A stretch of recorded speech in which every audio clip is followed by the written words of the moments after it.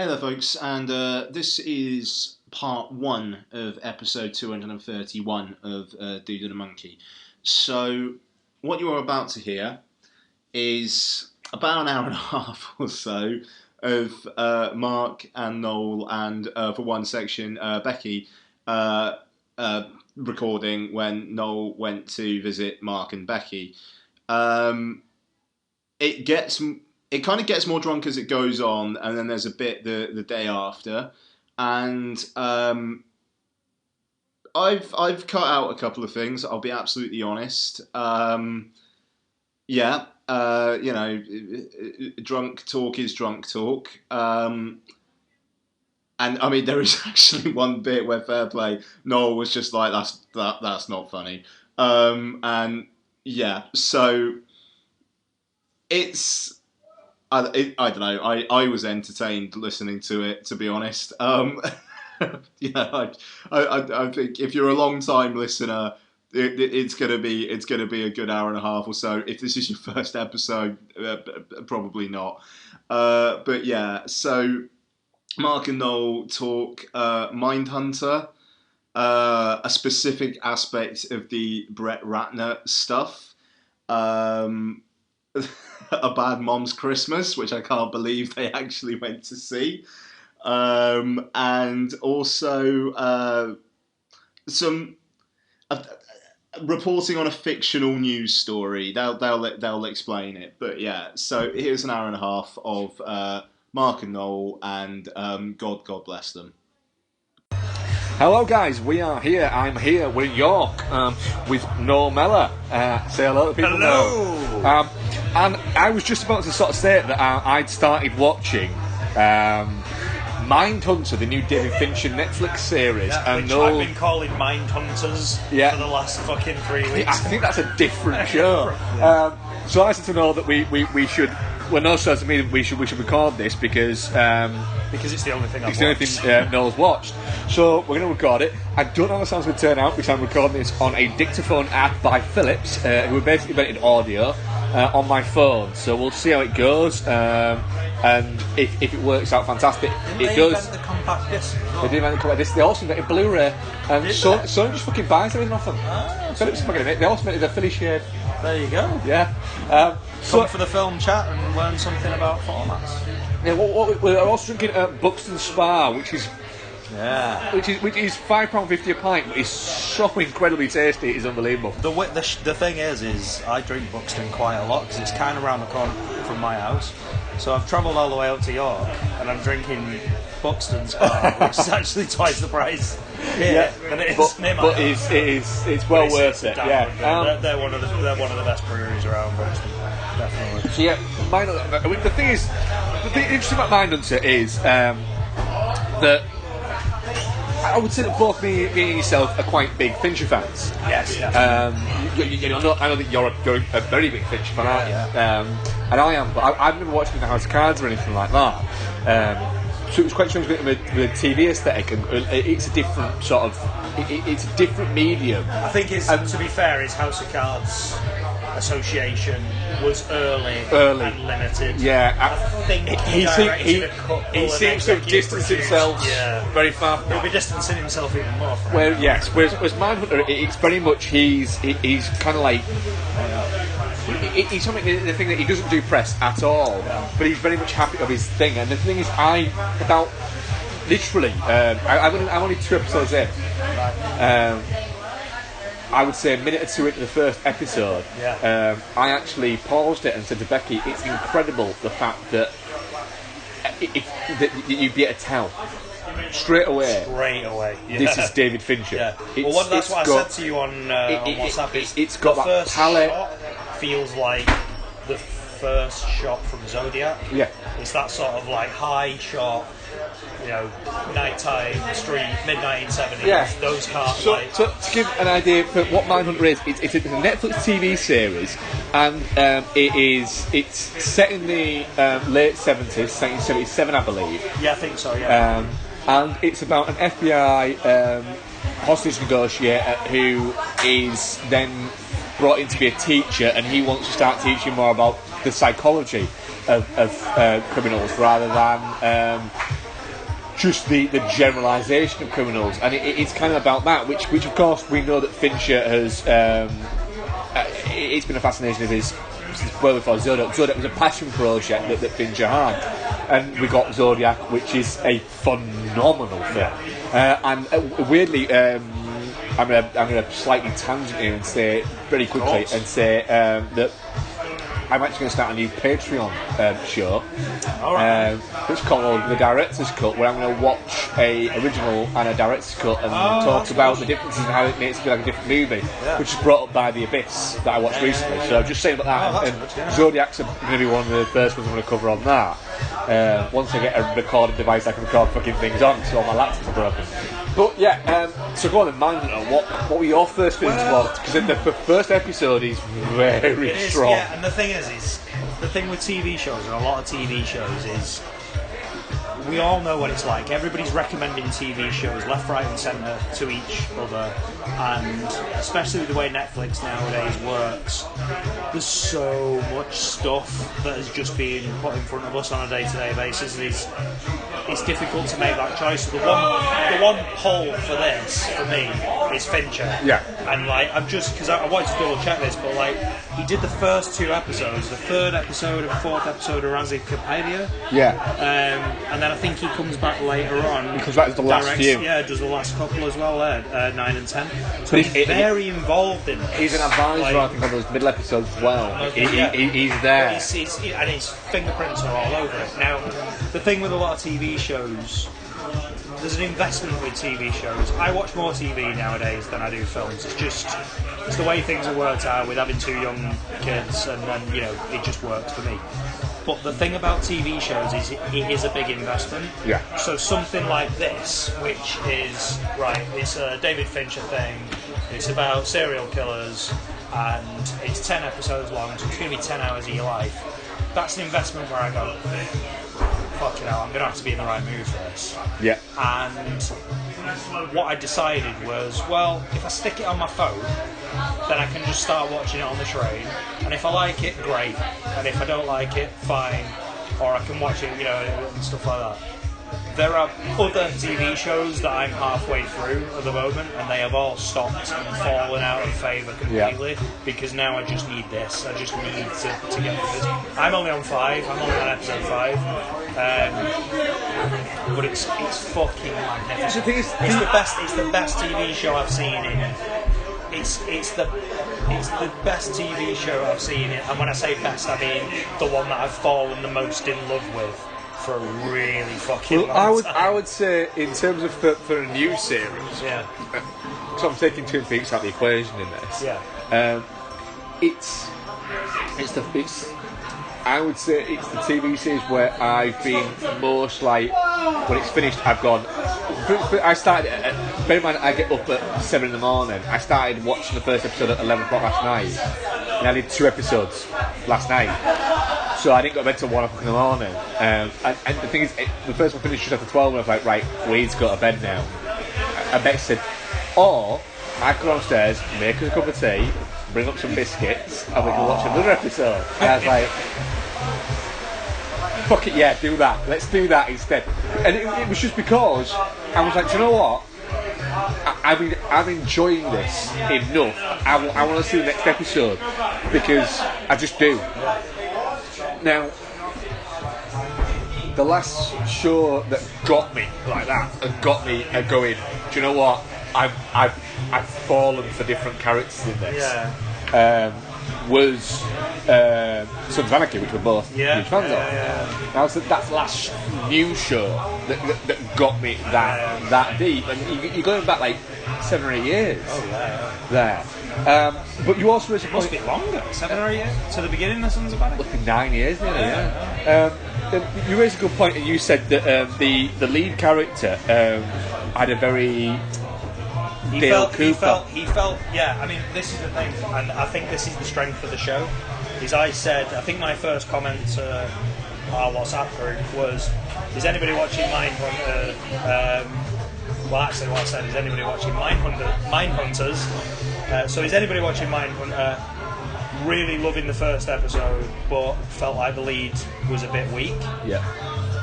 And when I sent that, I literally sent it and then started watching episode 2. About halfway through episode 2, I got it. Like it was the thing is that the pull for the series is David Fincher. It feels like a Fincher. It feels like Fincher doing what he does best, which is perfect. We want that in a TV series. But what I think the strength of the show is, and especially because you're only on 2 at the moment. I'm on 2, yeah. So what happens is you get introduced to that character in the first season, and the first episode, and in that first episode, you don't really know what journey are we going to be going on with this character. Yeah. And from how it seems in the first episode, that's not really what ends up happening. It's only at about episode 2 or 3 where he meets another character and they go on a specific journey and they start talking to other specific people that you go, oh right, that's what this show is. What I really liked about the first episode of it, and I can absolutely see there is shades of Dale Cooper there. Without question. But he's got that sort of gee whiz about him, but he's not. It's like I said, he's not as sharp. He's learning. He's learning. What I really enjoyed about it is, and what I think you can see where I can see from being an observer of Fincher movies for over 20 odd years now, is you can see where he'd be fascinated by that character in the fact that he changes quite a lot. He's a multifaceted character, but as well he's not a fully formed character. And he's a learning character. He's an evolving character very quickly. That operate the best. I mean, I love The Girl with the Dragon Tattoo, but it's not Fincher's film really. And what you've got there in that film, I forget the main character's name, that's played by Daniel Craig. He's kind of around. He is an established investigator. He knows what he's doing. Mikhail Blomqvist, I think he's called. Mikhail Blomqvist, that's it. Yeah. But if you think about Jake Gyllenhaal's character in Zodiac, he's learning on the job. Like and if you think about Brad Pitt's character in Seven, he's learning on the job. Obviously, if you think about not Tyler Durden, who's the main character? He's not an M. He's not an M. So like I am Jack. Ed Norton's character in Fight Club he's discovering what's going on as they go along, and that seems to be a focus for Fincher. He's got a thing about that's what works about people. You're with him. Yeah, but not only that. Sorry. But just to finish that point, not only is he learning, but yes, you're learning with him, but the whole of the FBI is learning because of him. Like, he's there going, look, the game has changed. Like, we can't rely on the processes and thought processes that we had in the past. We have to think differently now. Whereas everybody around him is going, no, these people are sick in the head and you don't talk to them. And he's going, if you don't talk to them, how do you understand them? Like, and where I think we've got a brilliant character is an actor who I've been a fan of for a long time, a very long time, and I've always championed him. He's Holt McCartney. Is he the older? He's the other guy who works for behavioural sciences. Great. And Holt McCartney. What do I know him from? He's in. Because I recognise him. He's in The Losers. He's fantastic in that. You recognise him from a load of stuff. He's always been a bit pat because of his physicality. He's always portrayed as that, but he's always been a very, very good actor. And what I think that Holt McCartney does is he's your middle ground.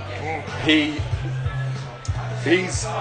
got all the cynicism of working at the FBI and agreeing with them, but also he agrees with them. Yeah. He's not a hindrance to the process. No, he doesn't feel like he's holding it back. He seems special. There's a great moment in episode 2 where essentially, and we're all spoiled all the time, but it's a fucking TV series and it doesn't really give that much away.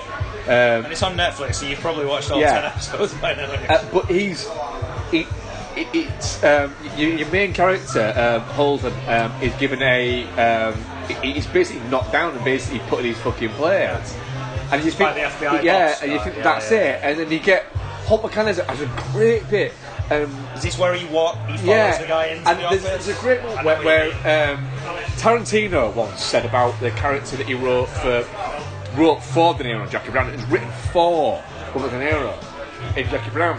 He said he wrote it and he said to De Niro agreed to do it and everything like that. He said they were sat there in.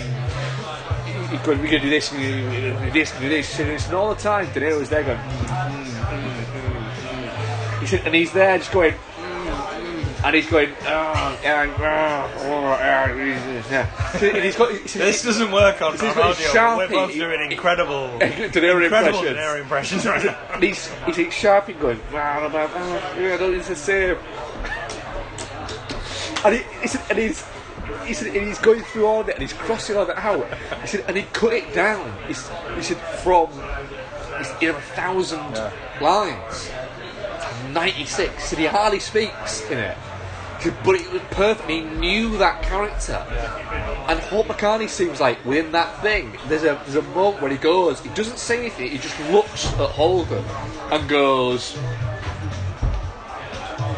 "Fuck it! I know this might bite me in the arse, but I'm gonna fucking do it." And he goes in and he goes, "Do you know what?" And he follows him up and he goes, "I believe in him. I've got this guy. Yeah. I can vouch for this guy. Let's just give it a go.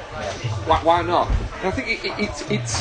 What's the interesting thing is that character toes that line all the way through. So even it's difficult because it's such. I've seen a certain number, but I can't remember what you've seen and what you've not seen. Yeah. So, but like, I'm spoiler. I don't mind spoilers. I wouldn't. But he does tread that line quite a bit. Where there's moments where he's going, look, if you want to go and fucking speak to that sicko, I'm going to go and play golf because I can't be fucking dealing with that guy. Like and then, like, Holden will say to him, look, you know, just fucking come along and stuff like that. And he's like, right, fucking up. Then the next scene, bang, he's there. Yeah. He's with him. And he's interviewing him. And what you would expect in that scene is a good cop, bad cop situation where but he's not. Holden's character is the genius good cop, but it's not. It's not. He doesn't do that. Like, Holt McCartney, because if they did good cop, bad cop, they wouldn't get the best out of this. Holt McCartney's performance in that scene when he first goes to meet the guy you're talking about. You've seen that then? Yeah. So is that episode 2? Episode 2, yeah. When he's sat on a table and he's sat different and he's holding something and you can tell he's wearing his golf gear. He's wearing his golf trousers. He's wearing golf like that. But it's such a. I think it's just one of those directors who a lot of actors don't get on with because of his process and the fact that he'll do 55 takes of the same fucking scene just to get different things out of it. But he's also he's very much an actor's director in the fact that he's not doing that to make him look better. He's doing that to go, how can I want to get every little bit of you that you've got to give this scene out here, and then I'll pick what I think is the best to film my movie. So he's quite literally, and it's why Jake Gyllenhaal, well, I think you could throw Robert Downey Jr. in this. Robert Downey Jr., Brad Pitt. I think you could throw Morgan Freeman into that. Jared Leto, Edward Norton. The list could keep going on. Cate Blanchett. It's no accident, is it? All of these people give probably Ben Affleck, Rosamund Pike, give all of probably their best performances of their careers in David Fincher movies. Only a handful of those people might say they enjoyed working with Fincher. Fucking Ben Affleck says he hated working with Fincher. He loved Fincher as a filmmaker. Fincher's a great guy and stuff like that, but hated working with him. You got to bet you know. But any actor, you got a David Fincher film out of the other end of it. You know what I mean? He said, don't get me wrong. Would I work with him again? Absolutely. Because you watch at the end of it and you go, holy shit. The only one I remember seeing a thing with Tyler Perry. He was called in Gongo, and I thought he was fantastic in Gongo. Fucking hell, I always do. And he said he loved the fact that Fincher was going, do this again, do this again, do this again, do this again, do this again. He said, and all I did was did exactly the same every single time. And Fincher came in and said, Tyler Perry gave me the same thing every single time. He said, but the weird thing was, it was exactly what I wanted. What I wanted was Ben Affleck to look weary and pissed off. So I did Tyler Perry 60 times, and Ben Affleck looked pissed off and fed up. And that's what I wanted. Yeah. And that's it. The thing is there's not I genuinely do not think there is a single working living director in the whole world that has my attention more than David Fincher. I watched the really... even looking at Gone Girl, like I adore Gone Girl as a story on paper, yeah, it's an interesting story. I believe it's a great book. My wife's read it, she liked it, she was looking forward to it as well. Same with Dragon Tattoo to a degree, but more specifically Gone Girl. You make an adaptation of Gone Girl, it's probably going to feel like a 90s thriller, a 90s erotic thriller, yep. Which we both love, so that's great. Yep. But that's not what you got. Like that is so above, visceral. Yeah, it's fucking and like there is not a and I count Scorsese in that. I count Nolan in that all day. Like if you put the big hitters down on paper in front of me and said, right, you could walk into a cinema right now and watch a new Scorsese movie, a new Christopher Nolan movie, a new Spielberg movie, or I'm taking David Fincher all day, which is because I know he can pull me into a tight fucking story with tight fucking filmmaking. And that's what's coming across here, and that's why episode 1 of Mindhunter pulls you in. Oh, it's fantastic. Episode 2 properly solidifies it. In episode 2, you go, no, I get these characters now. Yeah. I'm in. No, episode I get 1 it now. is episode 1's good enough. One of the best pilots essentially that I've seen in a long time. But then episode 2 basically goes, oh, by the way, here's what's happening. And you're like, oh right, now now we've got a framework. I know where this is going. Yeah. I still maintain that Gone Girl is an underappreciated gem. Yeah. In the sense that it should be a lot trashier. That film. It should be on paper. That film does not. In saying that, you've got a scene where a girl, where your main character, the Gone Girl, gets herself off to the death throes of Doogie Howser. I mean, fucking hell! Yeah. I still clap that. I won't even be able to jack off to that because I'm too busy just admiring its wonderment. Your hands are I can't. I'm just looking at my dick and going, just go! And it's magnificent. It has ruined Roller from Pipe for me, because if I had met her, all I'd be able to say is, can I ask you a question? and that would end with a slap and a... That'd be a worthwhile. I had to ask. I'd love to get slaps across the face from those. Preferably while holding a shrimp cocktail. Shrimp cocktail. If Rosamund Pike slapped me, I would let you go. I don't need to have sex again. It's all happened. It's all happened at once. That's it. I can't get another boner because it's this moment. And that's what it is. But it's the thing is, it's quite interesting what you're saying there about the line up your directors. I think I wouldn't be far off picking Fincher, but the reasons being is because Fincher isn't my favourite working director at the moment. It's Scorsese, but I've got 40 years of Scorsese. Yeah. I've got all that Scorsese. It doesn't feel like. I mean, I would never say that Scorsese's best work is behind him because I don't think it is. Isn't. Primarily because of Wolf of Wall Street. That phenomenal. Shows so much like that. What surprises me so much about The Wolf of Wall Street is it's such an accomplished film. It's such a long film, and it does not feel like a director really like 70 years. I was going to say how old he. Yeah. Like that feels like a fresh as fuck director. It does because, but the reason why that is because Scorsese is a student of cinema. I know. His excitement about making a film. I said it. I think on the last podcast. And that. But there's that, and then you've got other directors like I'm a huge Nolan fan, and I get excited for a new Nolan film. No, I like Chris Nolan, but I'm not excited about a new Chris Nolan movie. That's not in the same way. I'll enjoy it when I'm there. I'm excited about a new Nolan movie, but if you were to go tonight, right? Here's your cinema. Here's your 3 screens. You've got a new Scorsese movie down there. Yeah. You've got door number 2 is a new Finch movie. Down door number 3 is a new Chris Nolan movie.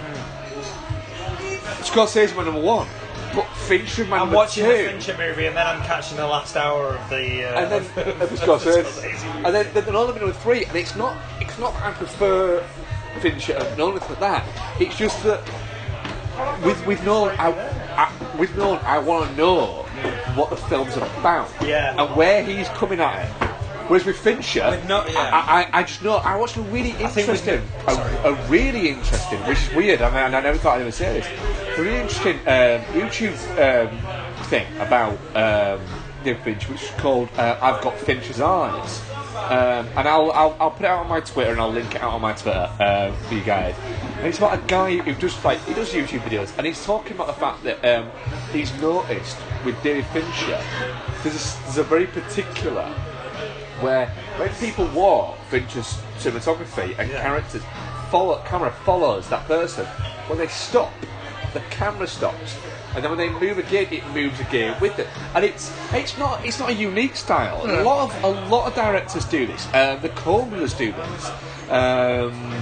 Billy Wilder did it as well. I think I might be talking absolute bullshit, but off the top of my head, I'm buying it. I'm pretty sure they do. I'm nodding, look. But Fincher, you do go, holy shit, he does, yeah. But Scorsese doesn't. Scorsese plants you in it, and if he thinks there's something more interesting to the left, he'll pull you to the left mid-scene. And it's all these different directorial quirks, but Fincher does, and it's how these films feel, and the hue and the look, the grading and everything like that with Fincher. Fincher's one of the few digital directors that I love his palette, and you know, me and me yourself, very gold and sort of look towards us. we mildly differ on the film versus digital thing, don't we? Whereas you're not as fussed by it. No, I like digital film. I like it, but I feel like I'm the one who probably shouldn't. but I'm still very much, and I've said on the podcast, I'm still very attached to film, and I think that because at the moment I see the value more now than I maybe did in my more excitable years. There's a handful of filmmakers. We can name them: the Spielberg, Scorsese, Tarantino, Nolan, and Spielberg, Scorsese, Tarantino, Nolan. There's another one I'm missing, but there's another one I'm missing. But there we go. Who still want to make Ratner. So well, fuck it. Let's get on the Brett Ratner thing. It's fucking tangent, right? Not that much for the Brett Ratner thing, but the Brett Ratner thing and the Harvey Weinstein thing, and we kind of touched on it a little bit on our WhatsApp thing. Yeah. What's sexy about jacking off? This is a very difficult thing to understand, and let's try and keep this conversation on the lighter side, even though this is not a light topic. It's not, because fuck it. You listen to us. You know our feelings behind it. You know what we're like. Yeah. But we're asking a weird question in a jovial way. Who in their right mind thinks that? Like, what is behind that? Like, why is? I mean, because I get the idea of the whole mutual masturbation thing. I get that. Yeah. It's not something that particularly tickles my fancy, but I get the idea behind it.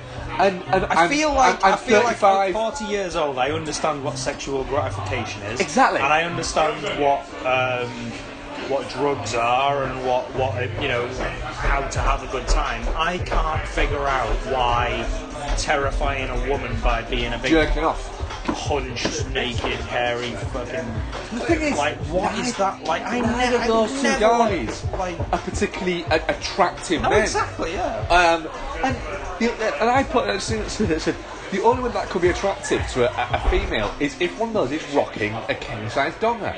And they're not. No. You just can tell they're not. Yeah. Because, do you know what? They won't need to jerk it out and fucking jack it up because the women will just literally be going, oh, do you know what? Fine, let's go. It's difficult. I really don't understand it. Like, I just, you know, Well, we don't want to go too far down this hole, Yeah. because things will get misinterpreted. But I feel like I feel like I might have said it best when I said it's not like there's a shortage of hookers and cocaine in Hollywood.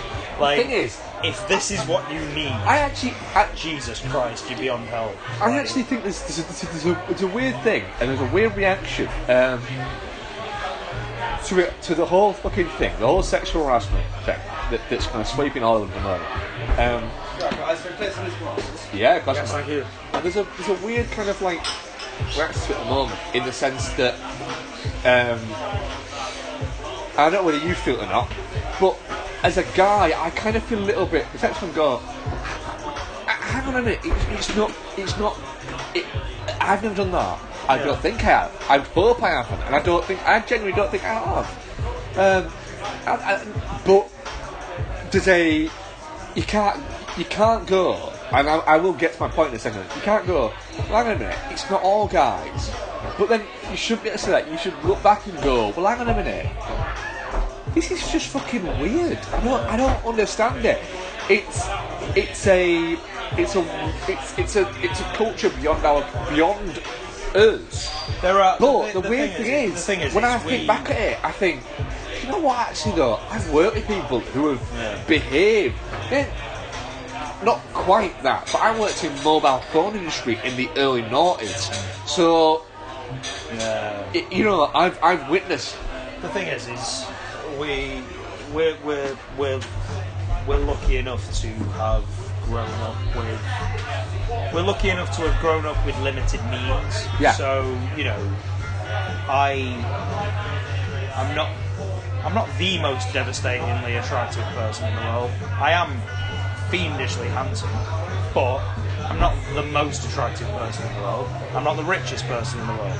So I have had to, like all of us, get by on what I have, and we do what we can. And through a little bit of luck, a little bit of hard work, and maybe a little bit of charm, I've ended up with a decent job, a lovely family, and a beautiful wife. Very beautiful wife. And I'm very happy in the way I've ended up. What I don't understand is how... what I can never understand is how somebody is handed this power, and their natural first reaction is to just fucking jerk off in front of me. Is to order a shrimp cocktail and start jerking off in front of people. I can't. And this is like, I'm not allowed to talk about why I think it's why I think it's bad or why I think it's good, because do you know what? I actually I'll be mansplaining. The thing is, I think there's a. I think that and I'm counting me, yourself, and Ian in this, that we're in a position where I think we're allowed to have a comment on it. And I'm not sure we are. I'm not sure it's even now that. But you mean we're not allowed to comment on it, or we're not socially allowed to comment on it? If you comment on it, you are in danger of being accused of not understanding it, having never been in the position that you're in. If you don't comment on it, you're keeping silent about the patriarchy and stuff. So it's I can only speak for myself, and I can only speak for situations that I've been in. I've never been in situations where I have ever witnessed anything like that. However, I have witnessed what I would call day-to-day sexism, and the best I can do is say, when I see that type of thing, I'm going to go, fucking hell, man. can it. We don't do that now. That's the best I can do. Because I've not been in a position where I've... When I eat a shrimp cocktail, I eat a shrimp cocktail because I'm looking forward to my main course. There's there's nothing else behind it. There's no ejaculate to the end of that. Exactly. It is, I know, and it's not something that's haunted me in my life or anything like that, but I have been I wouldn't count it as being sexually harassed, but by the vernacular and the what is it, I have been sexually harassed. The sexual harasser. Oh, no, sexual harassed. Okay. Harassed. That would be a tangent. Tell me more. On two occasions. One was when I was working in my phone industry, where I literally got cornered in I'm just going to stop you here. Is this still a conversation for the podcast right Yeah, it's fucking fun. Okay. We're all spoilers all the time. And I was propositioned and told that it would be very beneficial if I indulged, and I politely said no. Yeah. And nothing happened to me. There was no repercussion of that. But what I'm saying is the minute we start saying that guys have to keep silent on it unless they're directly affected, yeah, is the minute that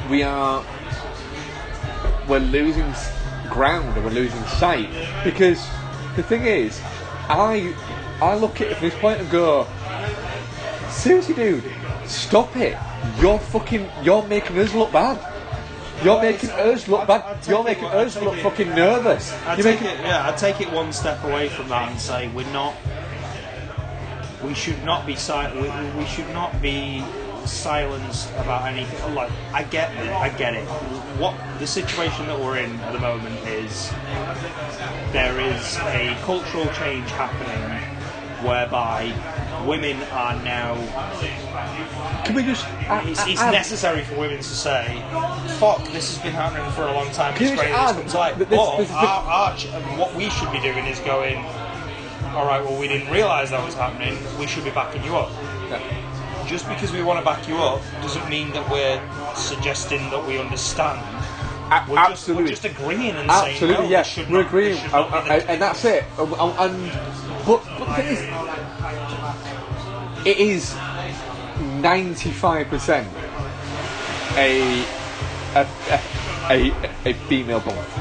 Well, it was until Kevin Spacey, and now... Well, until fucking Kevin Spacey came out. And, apparently that percentage has shifted. And realised that the Kevin Spacey is literally taking like 8 or 9% of that and gone, it's down my trousers, just go and get it. Just during the duration of House of Cards, apparently. 8 fucking people. Yeah, and so it's all fucking odd but shit, but it's been going on for Hollywood for 80 odd years. Yeah. It's not new. It's and I hope that someone does sort it out. And it's a good thing. You've got Corey. It's a good thing. Things are changing, and you've also got the Corey Feldman's very much leading the. It's happening in our own government at the moment. Like, questions are being asked in our own government. You've got that. Corey Feldman's sort of saying, "Look, I've been talking about these child sex rings within Hollywood for years." The thing is, I get the feeling that if it was maybe Sean Austin talking about it and not Corey Feldman, it would be different, because Corey Feldman's a little bit fried. But I mean, Jesus Christ, like, I adore Corey Feldman. He's a little bit fried because he's not the best upbringing. And the thing is, I honestly, and I genuinely recommend this. The choreography, his autobiography, the audiobook is fantastic. It's called The Choreography. Brilliant. The audiobook is read by him. If he came up with that, did he? He did. The audiobook is by him, and it's done basically as a one-man show. He does voices. He doesn't just read the book. He does voices for different people. I honestly, I feel a free trial on Audible coming up. Yeah, that's how I got it. Honestly, that's very good though, you should do that. But anyway, Mindhunter, it's great, isn't it? Fuck me. You should just rename your podcast There Will Be Tangents. Yes, Jesus, where? Yeah, we'll come back to. We're going to talk something else later on. We're actually, I'll really get a little teaser, a little tweak of the nipple, a little finger of the Mary Rose sauce in our front cocktail. We're going to chat a fake news story later on that we took seriously. We're still doing that, yeah. We should do that drunk and see how it goes. We're going to do it drunk. But we're going to do a fake news story that we're going to treat as if it was fucking real. Thank you. So we're recording again we're in a noisy place, and Noel's got a question for the show. Hashtag damn cues, right? Damn cues. This is a genuine question, so I figured it might be worth bringing up because it's something that I've come up against quite a lot over the years, particularly in line with my family. And it's the notion that, frankly, Marc, you're a fucking smart. Alright? Yeah. So, I am. You are likely known to your family and friends as the film guy. Yep. As many of us are, and many of the people listening to this podcast will be. Do you find, like my stance on this is to not get involved? When my dad tells me that The Big Lebowski is the worst film he's ever seen, I go, okay, well, you didn't like it, and that's fine. And because if I do anything else, I'm smart. So my question is, how do you cope with the fact that you are frankly a film fan, but whenever that fandom comes across in circles outside of our like, and the listenership, you are going to get treated like you're being a prick. I attack it because I try, like, I'm not a prick on this stuff. Like my angle has always been, I don't know any more than you. I don't know any more than him. I don't know any more than him. If you like that film, great. If I don't like it, it doesn't matter. No. Like, it's about personal opinion. I attack it differently. There is no best. It's just favourites. I attack it differently. I attack it in a different way. I attack it in the, and this might sound arrogant and like that, in the way as I do know more than him, and I do know more than him, and I do know more than him. Probably. In the all likelihood, we're in a bar right now, and everyone that we're looking around, I can confidently say, probably know more about film than all of them. However, and we've probably got better taste than all of them. Yeah. However, we wouldn't say that. That's the point. I would. Absolutely, I would. However, what I would caveat that with is my opinion on film is not more valid just because I know more about it than them. Just for clarity though, what's the best film you've seen in the last 12 months? Last 12 months is probably Wind River. It's probably Wind River. Okay, well that's a good answer. What I was hoping was it would be something that I could say, alright, well there are other more worthy films that the people in this room would say...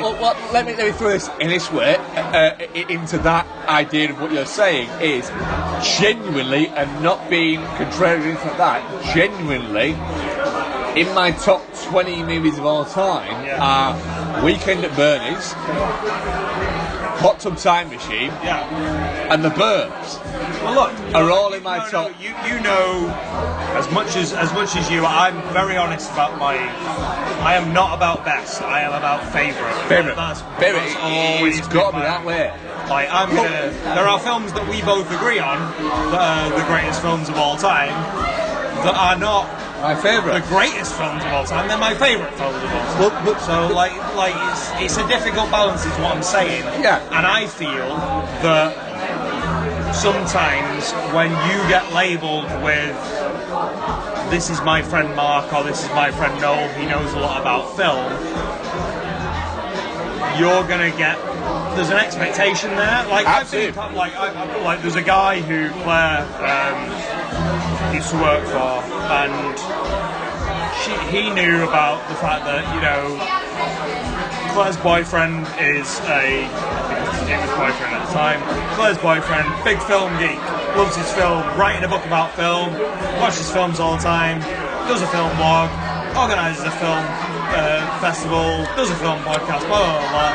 The first question that he asked me when he met me was, what's your favourite film? That is the question you asked. And I was like, well, that's a big question. You know, sometimes it's this, sometimes it's that. To be honest with you, it's not like I don't know what the best film is in the world. I know what my favourites are, and I know when I'm in the right mood for this. I have a stock answer for that. And I turned it back on him, and I said, well, that's an interesting question. It changes from week to week, from day to day. What's your favourite film? And I swear to God, it was like somebody had put a robot in front of me and pulled the battery out of the back.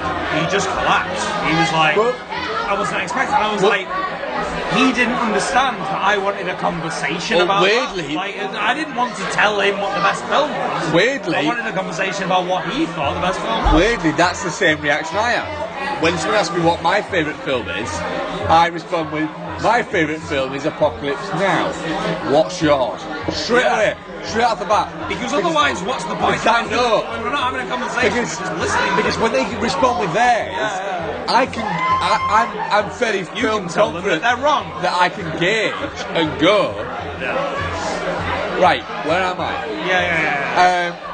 And recently, I'll tell you, If somebody tells me that their favourite anecdote, film is The Transporter 2, we're going to have a great conversation. I am mild anecdote.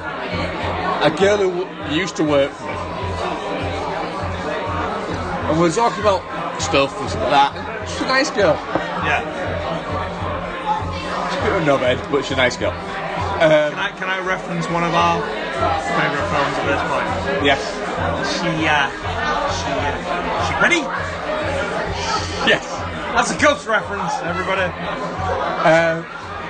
And she said, oh, I don't know, what's your favourite film? I said, it's Apocalypse Now.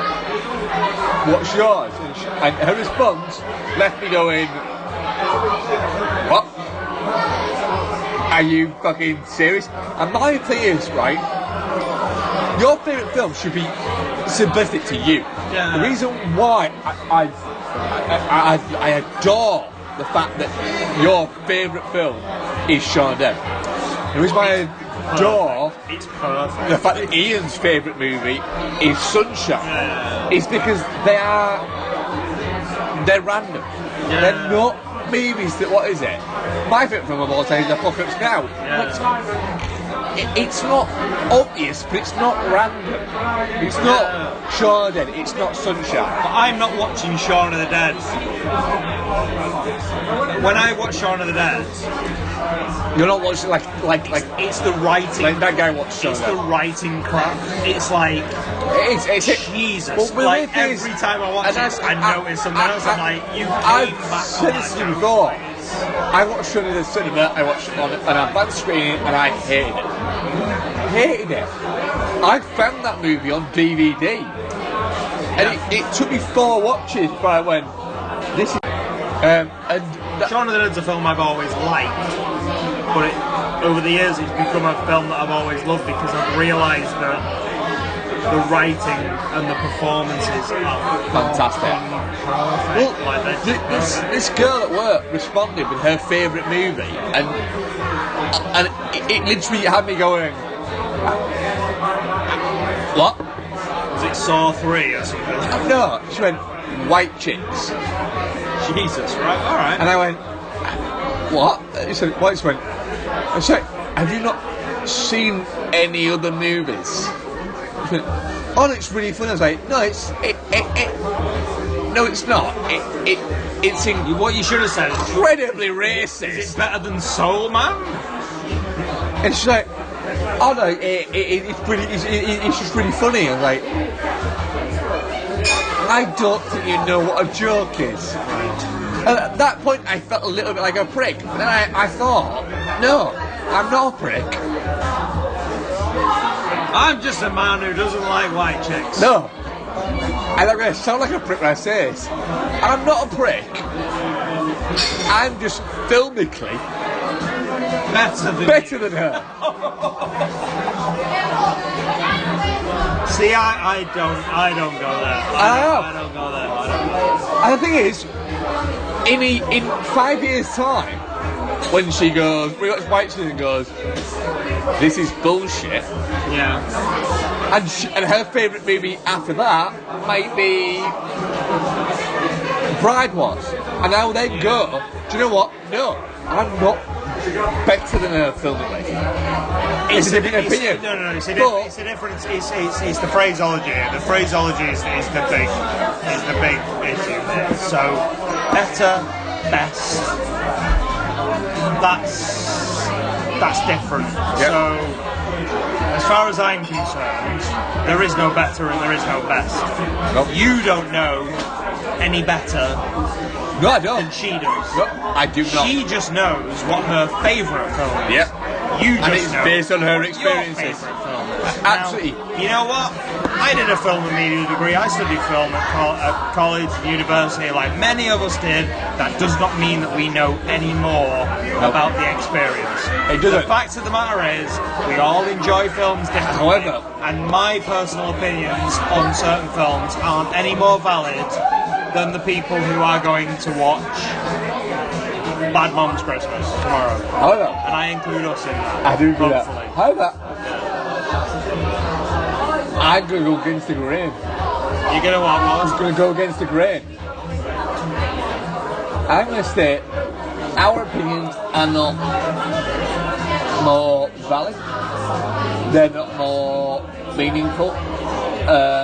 They are not more important or anything like that. But there's a book in that, and this is the one thing about film. Now I'll come to this in a second. They are more. I don't want to say. Well, I mean they're more. Not authentic.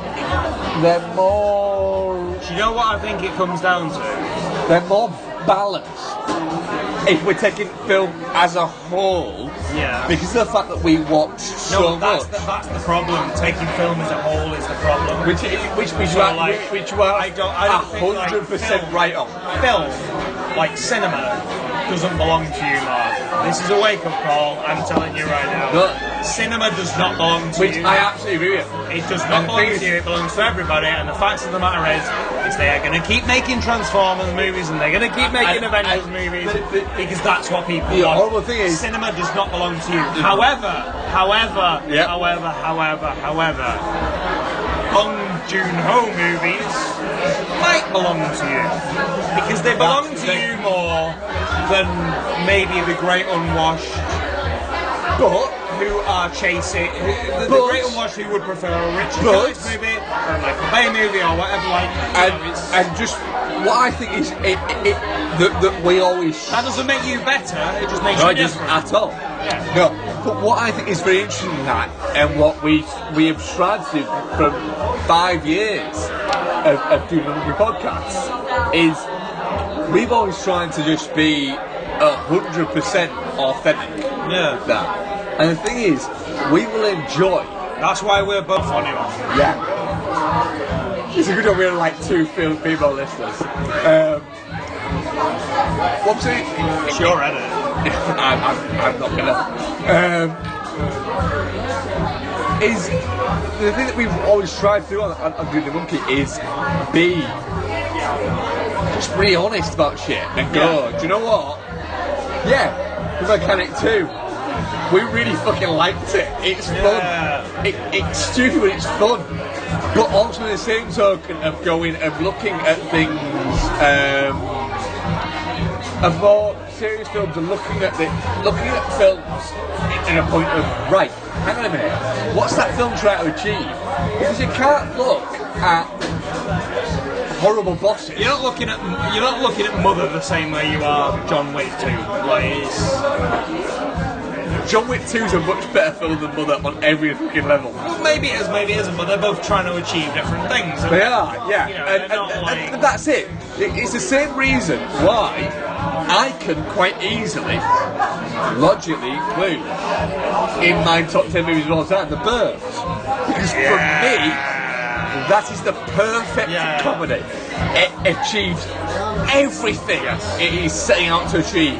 It's a perfect. The Birds is a perfect package film. Every level. Like the same way as Back to the Future, or it's like it's a package. Well, we're gonna come back to that in a minute. So, hello guys, we're back again. I'm not sure how much you're going to be able to hear this. I'll listen back to it to see if it's worth listening to. If it's not, you won't hear it, so you won't hear this little intro. But there's Mr. Noel Mellor, our correspondent, and our Stephen King correspondent, Rebecca Foster, here as well. And the weird thing is, we've got official title. Yeah, I know, it's so exciting. There was essentially a fake news story arrived a few days ago, which claimed that Taika Waititi of Thor Ragnarok fame and Tom Holland of Spider-Man fame were going to remake Back to the Future. It was then found out to be a Rickroll, which is a joke from the past. It was then found out by me Yeah. to be a reviewer. Are you? You sent me the I link. sent you the link. I hadn't read the story. Can't wait for Noel to fucking lose his shit over this. Literally, that was Dude, it. I you actually clicked the link. And you got a link and found it was a Rickroll, which I then had to explain the fact that I hadn't actually unintentionally Rickrolled. No, My I didn't know. main concern is that it's giving them ideas. is the fucking. Are we rickrolling people still? Is that a fucking thing that's still happening? Apparently, we started Rickrolling people. Was it Entertainment Tonight or fucking Entertainment Weekly? Entertainment Weekly. A fucking current. Not small. Rickrolling people. So Like, is that fucking? Is that a thing that we're still getting away with? Fucking.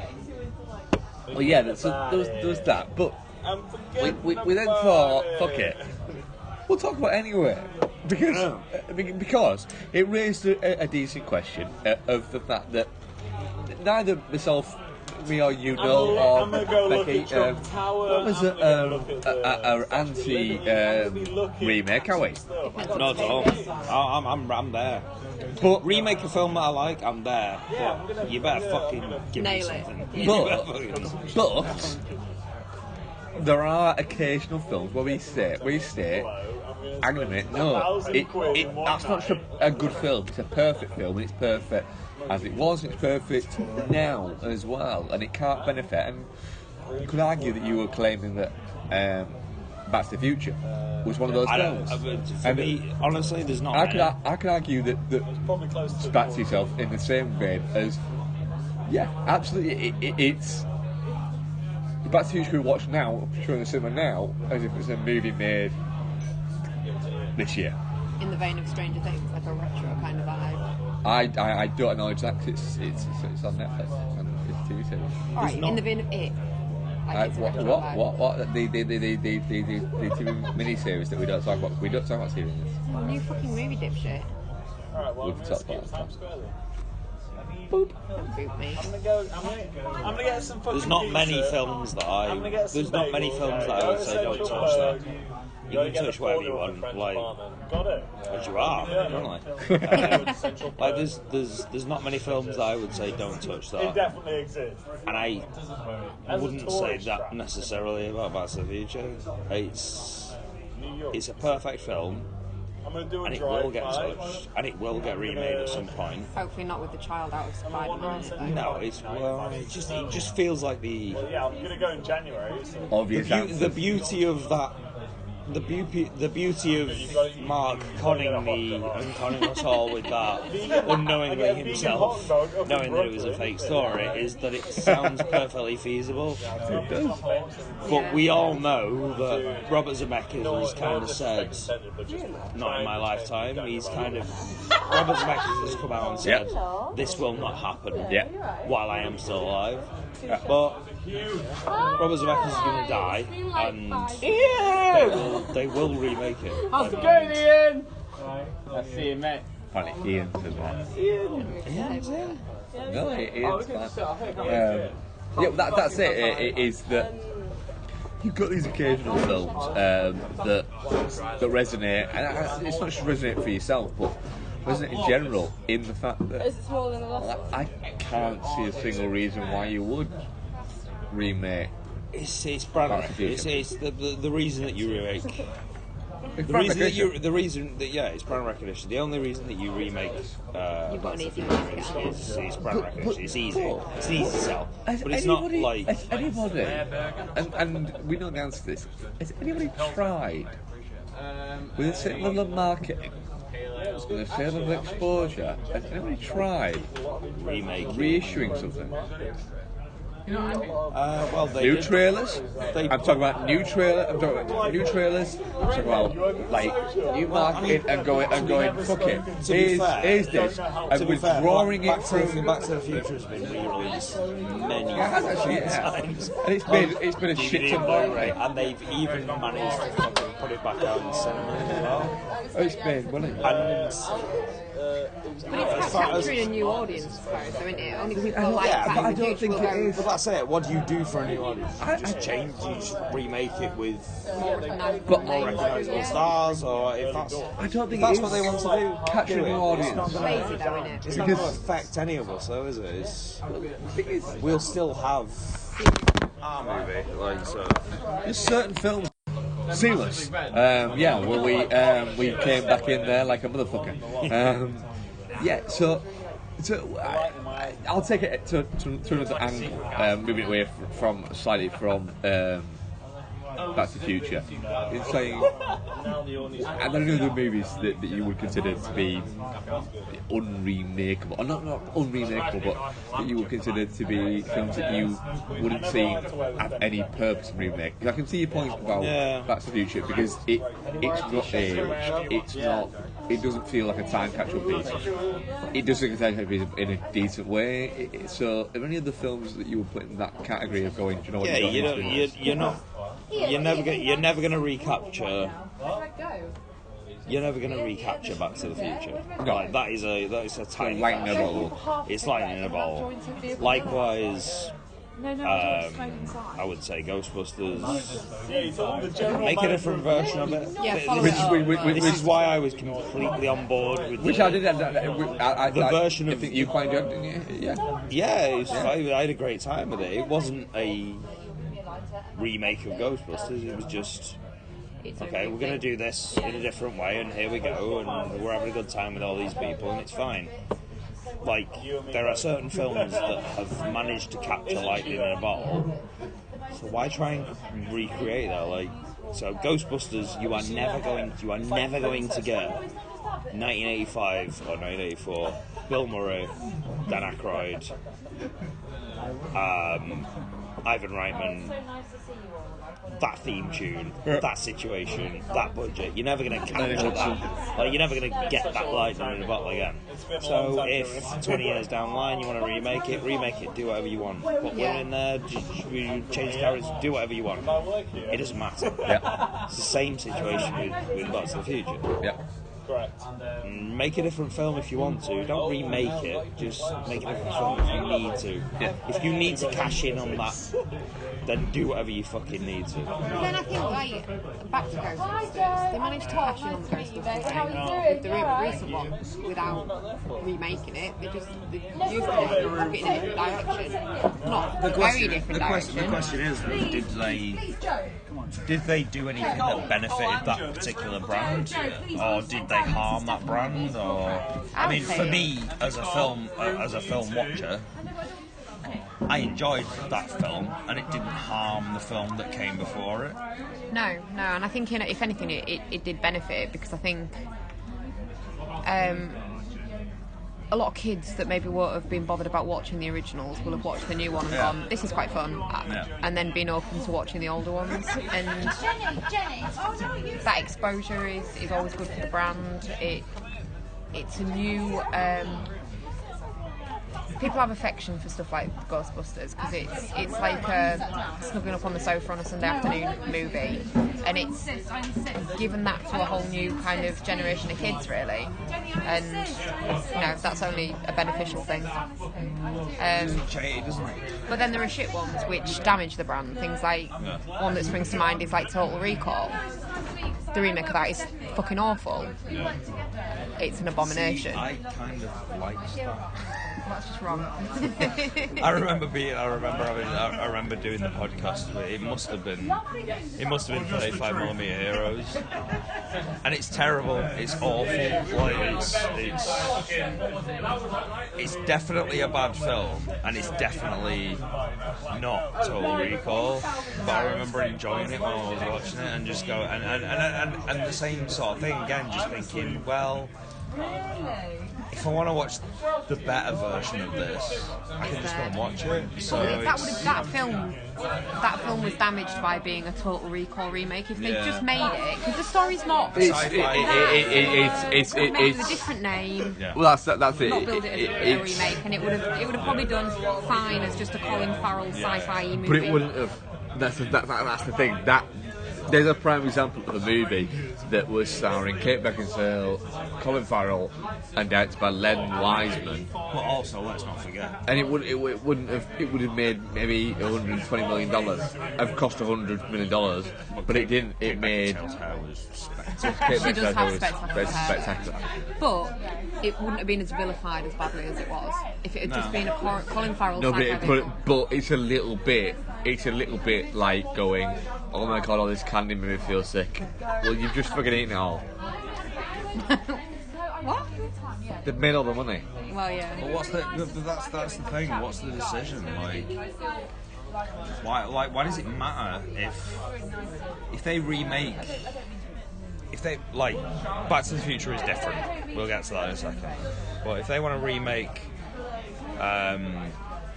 If they want to remake Total Recall and they put different actors in place and it appeals to a different audience and it makes enough money back, then who cares? No, we've still got Total the weird thing Recall. is,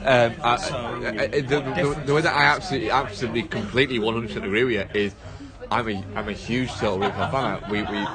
We have it on Blu-ray and iTunes, and I've had it on DVD.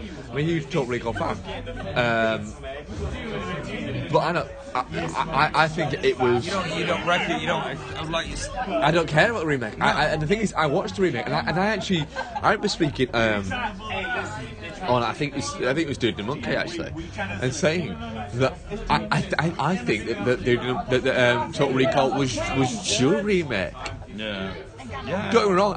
Not that remake. I don't think that one with that director and maybe to a minor extent, not even those stars, but I could see those stars, but with a different hands and a different approach to the story. You've got a really solid film, so that's up to you to make that choice. I have no problem with it. And filter out what you like. How many Nightmare on Elm Street? Ask me how many Nightmare on Elm Street films there are. Exactly. There are 7 Nightmare on Elm Street films. In reality, there are 8, but there are 7, and I love every single one of them. Which one are you not counting? The remake, it was all it's gone. It is, but that film does not exist. But then again, Haley, isn't it? Yeah. But he's wasted because he's a perfect casting. Yeah, and they didn't need it though. Robert Englund they got it ready. completely wrong. No, but Robert, if you remake it, the thing is, you can remake something as long as you do it right. And there's many ways you can do it right. You can either. And if you're gonna play that pedo card, be really careful. Don't play it. It wasn't played in any of the movies. No, they messed it up. It's not. He's not a paedophile in movies. He's a. Look, I love A Nightmare on Elm Street. It's one of my favourite films of all time. I love A Nightmare on Elm Street too because it's more batshit and it's that complete whole homosexual which sequel? Brilliant. And then I love the third one because it's Dream Warrior. Yeah. It's this ridiculous kids film, it's a fantasy, and Wes Craven's back and stuff like that. I love the fourth one because they went, no, the last one was silly, let's have more gore, let's make it more I love all of those films. The only one I've not is 6. Demon Child. A little bit. Demon Child. Yeah, It's a not little bit fantastic. boring, and No, Demon Child's a bit shit. you don't want it. You don't want a Nightmare on Elm Street film to be boring. Yeah, So the but only it one I'm is not really keen on is 6, but I'll still fucking watch it over. I'll still watch it over the remake. Oh god, yeah. I mean, Demon Child. You have to be able to say, all Demon right, Child well, they is- remade this movie that I love. It didn't quite work out, so I'll never watch it again. And it's Yeah. well, that's it. Like I'll never watch it again. Well, that's the thing that I always have with remakes is I'm not bothered about what they remake. I'm bothered about if the film they're remaking is any good. And I'm not bothered about the actual film, the remake they produce. I'm bothered about the film they produce. Yeah. Which is two very different things. Which is why I really enjoyed the most recent Point Break remake. So worst case scenario. Worst case scenario. What's the film that they remake? Worst case scenario. What's the one film that you I was going to say that. First Blood. First Blood? Yeah. You do realise that is entirely possible. Yeah, it is. Especially considering your man Stallone's track record. He will sell that. No, he won't. He will not. sell the rights to He that will faster not. than. Yeah, he will. No, yeah, no. He will sell the rights to that faster Do you know than what? you can buy a Do you know packet what? of peanuts Do from you know why it's not been Tesco. remade so far? Yes. Because he owns rights to the character. That's it. He has said you can do what you want with it once I'm dead. But until I'm dead, I own everything about the movie. The thing is, once he's dead, it doesn't matter. The reason being, So your best hope is John Rambo 2. and then we had that. There was First Blood Part 2, which is but we had called Rambo. No, John Rambo was 4. Rambo was for. Wait. The Rambo We had series. First Blood, we had Rambo. No, we had we Rambo didn't. 3. No, we didn't. And then years later. Officially, they're called First Blood. Yeah. Rambo First Blood Part 2. Yeah. Rambo 3 for some reason. And then Rambo. So that was. That was In the UK, that was John Rambo, wasn't it? No, that's called John Rambo. Always So we've called only had 4 Rambo films. Yeah. Yeah. There is a fifth written in the fifth one called John Rambo. and ready to go. No, which is called The Return of John Rambo, where he goes back home and he finds out that he had a daughter before he left Vietnam, and her daughter Yeah. has got involved with a Mexican cartel, and Rambo takes on a Mexican cartel. You're losing me. You're What? losing me. That's getting silly. No, it's not. It's not. No, you're losing me. John Rambo fighting a Mexican cartel. In Mexico, that was Sign me up. not in America. Sign me up. But they will remake it. My worry is that they remake it, right, with some cunt like fucking Brett Ratner with a shrimp cocktail and his dick in his hand as a director. The essential point about First Gerard Blood Butler is that as being war. the main character. Yeah. Yeah. The essential point about First Blood is that it's that war. Yeah. It's actually it's a more I don't see them making a movie about that war. It's a more powerful movie than They you will ever try expect. to bring it up today, and they will try to make it about Desert Storm, or they'll try to make it about Exactly. Afghanistan. 9/11 or something like that, and they will miss the point. What's yours? What's your film that you consider remaking but you'd like them to not remake? I don't know. I would have said Blade Runner until the sequel came out, because now the sequel's out, it's safe. Yeah. It's got that cushioning. That would have been my fear. Would be if they'd remade It's not Blade yet Runner. remade now, is it? No. So, thank you, Blade Runner 2049. I don't know really. Like you say, any of the war ones really. If they tried to update something like Apocalypse Now, Platoon, something like that, but make it about a more modern war, it would just fall flat.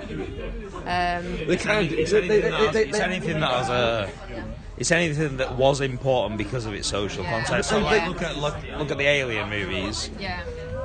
If you start making Alien movies now, and you decide to trust Matt Pellet to fucking make them, then you're going to end up with those movies, whereas the political climate, not that we don't live in an intense political climate, obviously we do, but like if you're asking a 70-year-old guy to make an alien movie, he's going to make an alien movie that's easy because he's 70 and he doesn't give a fuck anymore. But like, if you ask Ridley Scott when he's 3-year-old guy. when he's young and he's vibrant, or you ask James Cameron when he's young and he's vibrant, then they're going to reflect what's going on. And I think that's the key thing is remake whatever you want, but if you're going to remake something that doesn't really, if you're going to remake something and it doesn't either reflect what the history was or what the current sociological situation is, then what's the fucking point? You know, like just. See, remakes are a funny one for me because two of the things that I'm sort of passionate about with regards to like pop culture are films in general and Stephen King. And as a Stephen King fan who also likes films, a lot of them are shit. And I disagree with that.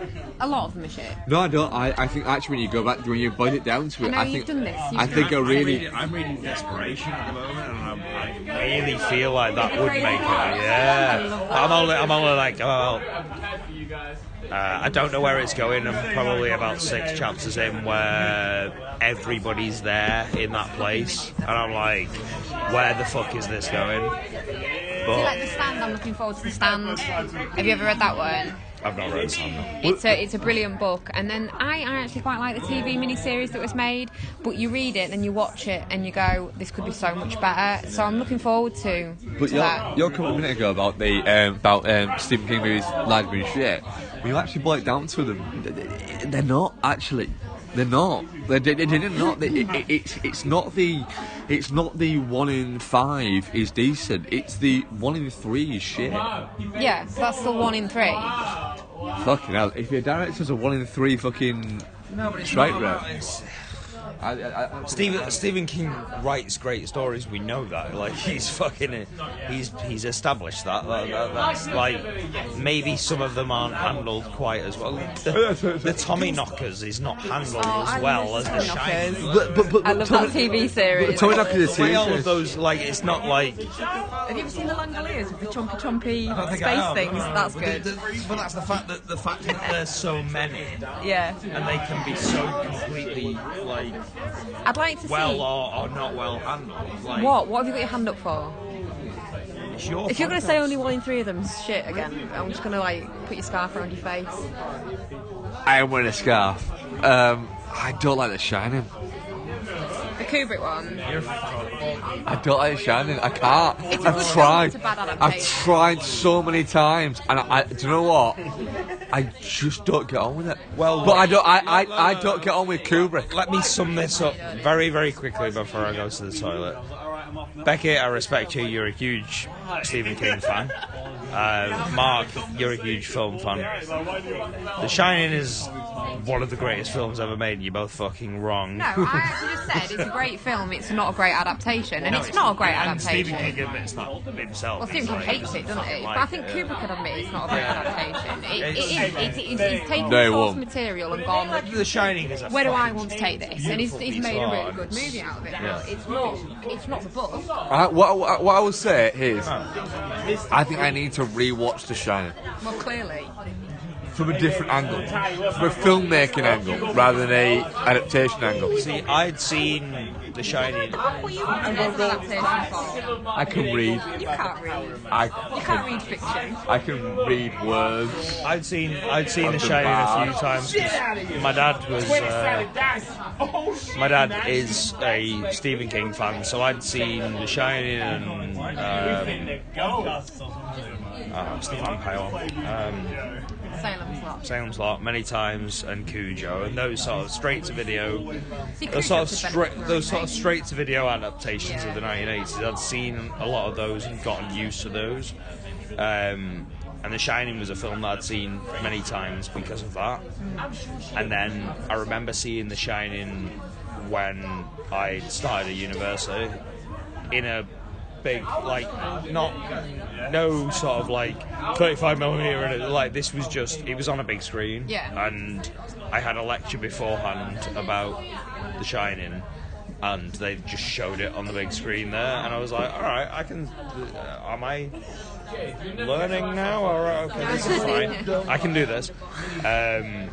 And remember seeing it on that big screen and seeing it in a completely different light, and just being like, this is a fucking beautiful, magical film. And Well, that's it. I think. and it Had you read goes. it when you first watched it? No, I've never read The So I Shining. think that affects it. If I'd watched it first and not read it, I maybe wouldn't have had that little bit of a dislike for it, because at the time I was more Stephen King fan than film fan. And as I've kind of grown older, I can, they are two separate things. I should probably have been aware of that beforehand, but I can differentiate and go, do you know what, I can enjoy this and this, even though they're completely different and they've got the same name. It is a great film. You're always going to have that reverence for something that you've read, especially if it's a specific writer that you go, I've read a lot of this guy's stuff, and this doesn't quite match up with what I. It doesn't feel like a this. Stephen King Yeah. vibe. I've got one. Especially if Stephen King is coming out and saying, you know what, I think it's shit. that's not my Shining. Yeah. You know. I've got one that I've just thought of that should absolutely categorically not be remade. What? The Shawshank Redemption. Well, I don't think it ever will get remade. Ooh, or Stand By Me. Any of the good Stephen King ones, they can just be left on their I own. don't think Stand By Me will get remade. I think Stand By Me is That's very all much. fine. It's not popular enough to get remade, but it's very much a time. No, I don't think it is. I think it's very much a time capsule movie. Pretty sure they just did remake it, didn't they? Over 10 episodes on Netflix. Yeah. Just the same It thing. is, isn't it? Really? Yeah. There's no like supernatural elements to Stand By Me. No, but I can see your point on that. So But the thing is that's like, I adore Stand By Me, but I don't adore Stand By Me because I have an attachment like to it as some sort of nostalgic thing. It's like, it feels like when you watch Stand By Me, you feel like you are there, and Yeah. you are one of It's those a hug of a movie. It absolutely envelops you. You feel like- yeah. But you knew Gordy, and you went to it is school one of- with Yeah, him, like yeah. you're friends But with all these people. I think that part of that is down to the fact that Rob Reiner's that's what he does. You know, he does the same thing with When Harry Met Sally. You feel like you're part of that relationship, and moving from there, I think it's a director's movie, and the beauty of Stand By Me, of what he does within that director's movie is he makes you think that what he's actually doing is he's giving you a Stephen King movie, or he's giving you a child ensemble movie. But can you imagine, right? What So he's just- actually doing is Rob Reiner is giving you a Rob Reiner movie, and you don't notice it, because that is how good a director But is. when you see, I don't watch Stranger Things, but when you see moments in Stranger Things, I'm guessing that you're seeing those moments and you're going, this feels like a Stephen King movie, more than you are saying, this feels like a Rob Reiner movie. Like, Yeah. do you know what I mean? That's a fact. You're attaching it to Stephen King because of that small town Yeah. train tracks. Which is a thing, childhood isn't that it? we all think we had, but we Yeah. kind of didn't. Like, like, It is. I remember playing on this train tracks and It finding is a something dead that body. No, you didn't. you certainly You just watched associate Stand with By Me on VHS. King more than what is it? Which, yeah, we did, didn't we? You can't comment, you've not seen it. You can't say if you associate it with Stephen King more than Rob Reiner. You've not seen Stranger Things. What? Stranger Things. I don't give a shit. But then you can't comment on whether it feels more like Stephen King or Rob Reiner. Yeah, I can. You can't. I can. Watch. People have mentioned Stephen King a lot more, and nobody has mentioned Rob Reiner. No, it doesn't. It doesn't feel Stand By Me. It does feel a bit Gooniesy. It's a bit Dante. Yeah, yeah. What feels good? Are we talking about Stranger Things now? Yeah, apparently. We haven't watched it, have we? No. Because we're grown-ups. But the thing is, I'm not a big Goonies fan either. Like, I don't think it's I think Goonies. I think Goonies is focused on certain things. I think Goonies is a solid movie. I don't think it's a great movie. It's aged badly. It has. It's aged just what you expect Goonies to have aged. I'm gonna go for a wee. Right.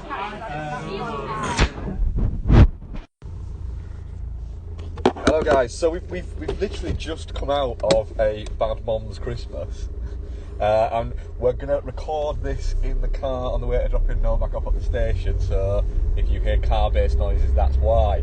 So let's say we've just watched a Bad Moms Christmas, which Noel, when you bought your ticket, you almost asked the vendor a question. What are you saying? It was a crushing realisation. It just became real when the words came out of my mouth. I knew that we were going to watch Bad Moms Christmas, but it wasn't until I asked for the ticket where I just went, a Bad Moms Christmas? Oh, yeah. Is this happening? We're doing this? Yeah. So that was really fun. It was just really odd because just the words coming out of my mouth felt weird. Yeah. So, A Bad Moms Christmas is the sequel to the film Bad Moms, funnily enough, where we were just discussing as we were coming out of the cinema about it's really difficult to describe the plot. Yeah, I said I was really looking forward to Marc explaining the plot. And so I'm going to give it a crack. What I think happened there is that quite literally it is the same three bad moms, and it's Christmas, and their mums come to see them over Christmas, and they've all got their various sort of quirks. So Kristen Bell's mum's obsessed with her, and Catherine Hahn, is it? Catherine Hahn, yeah. Yeah, her mum's played by Susan Sarandon, and just a little bit, well, he's a bit of flake, let's be honest. And yeah, so that's kind of the general gist of what's going on. Noel, what did you reckon? I mean, I turned around to you at one point and said, I don't know what's happening. Yeah. Because it was just after that, there's an extended sort of sequence in a mall where and this is the thing with this film and with the last one, they've got this sort of like attitude, and they set things up and they go, right, we're going to be bad, we're going to do this, we're going to do that, and they they do that thing with the neck and stuff like that. And then they just go and do something really shit, like go trampolining. That's not very bad. But no, but there was that extended bit in the mall where they go, we're going to take Christmas back, and then they just drink some beer and wander around and go and see Santa Claus. Yeah. Like, that's as bad as it gets. But after that bit, with that music and them just doing random things, I was just like, I don't know where this film's going. I don't know what the journey is here, and I think that's the thing. Is it isn't a film with a story really, it's just a sequence of scenes, a sequence of moments. Some of the jokes within those sequences do not land at all, and there was sort of, you can feel the sort of silence almost after the joke. But then other times, I'd say there's like maybe 5 or 6 occasions at least where there was some really funny things happened. So it was a good hangover movie, I will say. Yeah, I'm in agreement. I had a few laughs with it. Is that there's no plot. No. There's barely any substance to it at all. It literally is. Oh, well, the first one made money, and this one's set at Christmas. It's bound to fucking work. And it seemed to be that the default setting for the film was, right, the next plot device, how do we move on? Or we get Mila Kunis to go, what the fuck? And that's it. It is literally, it's just a series of little vignettes. It is, that's what it's strung together to create a barely a film. But it's barely a film that, you know what, I try and in December just watch a lot of Christmas stuff. And I'll happily next December go, do you know what, fuck it, why not? I'd throw that on.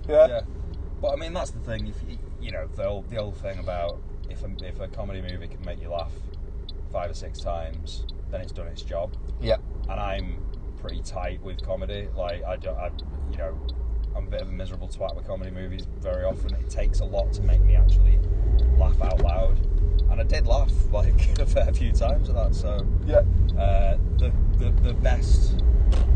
best gag has to be, because Catherine Hahn has a son. We don't see him for the first half of the film. Yeah. To the point where I was thinking, like, did they just not bother casting someone as a son?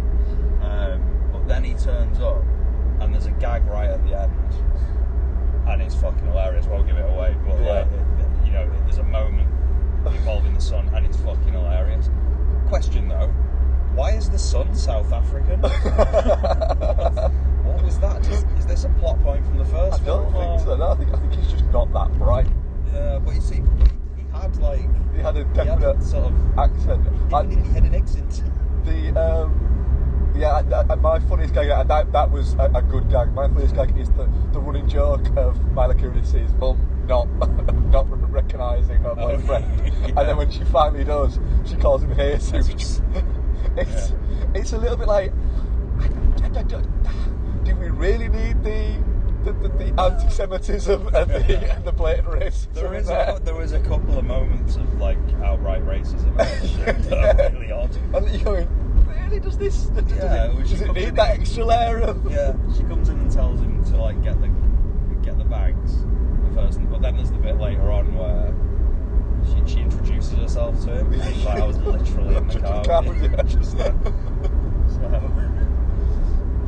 But it's, I don't know. It's when it's bad, it's really bad. I think there's a couple of odd moments where, as I say, the jokes didn't land. There's also a couple of really odd moments in it, two in particular, where you're focused on the characters and everything, all the sound in the rest of the room disappears. Yeah. And it was just focused on those characters. It felt really weird. So the first one was in the bar where they're doing the sexy Santa thing. Yeah. So it's a really noisy bar. There's really loud music. There's loads of cheering. There's, you know, the guys dancing on the stage. And then it cuts to, like, the three main characters talking.